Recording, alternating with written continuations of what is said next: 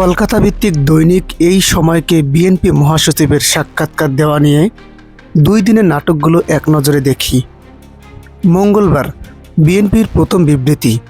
BNP মহাসচিবকে নিয়ে এই সময়ের সাক্ষাৎকারটি ভুলভাবে উপস্থাপিত হয়েছে, যা বিভ্রান্তকর। অর্থাৎ প্রথম বিবৃতিতে সাক্ষাৎকারের বিষয়টি অস্বীকার করা হয়নি, শুধু ভুলভাবে গিয়েছে বলে দাবি করেছে বিএনপি। মানবজমিনকে মির্জা ফখরুল।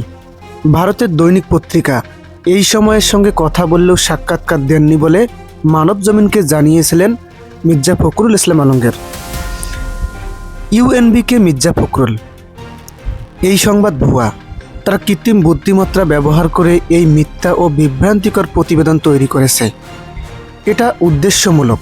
আমি কোনোদিন কলকাতার এই সময়কে সাক্ষাৎকার দেইনি। বুধবার বিএনপির দ্বিতীয় বিবৃতি।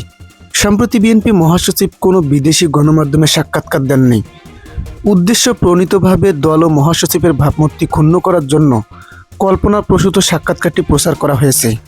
2 দিনের ব্যবধানে 4টি স্টেটমেন্ট দিলে দেশের সবচেয়ে বড় দল দাবি করা একটি দল এত জল ঘোলা না করে ঘণ্টাখানেক সময় নিয়ে ভালো করে ওয়ার্কআউট করে প্রথম বিবৃতিতে ক্লিয়ার করা যেত না যে তিনি সাক্ষাৎকার দেননি। এদিকে মির্জা ফখরুলের দাবির পর দৈনিক তাদের প্রতিবেদনের সাথে মির্জা ফখরুলের একটি ছবি প্রকাশ করেছেন। এখন বিএনপির কাজ হবে ওই সময় পত্রিকার বিরুদ্ধে মামলা করা এবং ভুয়া হয়ে থাকলে সাক্ষাৎকারটি মুছে ফেলার জন্য আইনি পদক্ষেপ নেওয়া। আর এই সময়ের কাজ হবে তাদের কাছে সাক্ষাৎকারের অডিও কিংবা ভিডিও থাকলে সেটি প্রকাশ করা।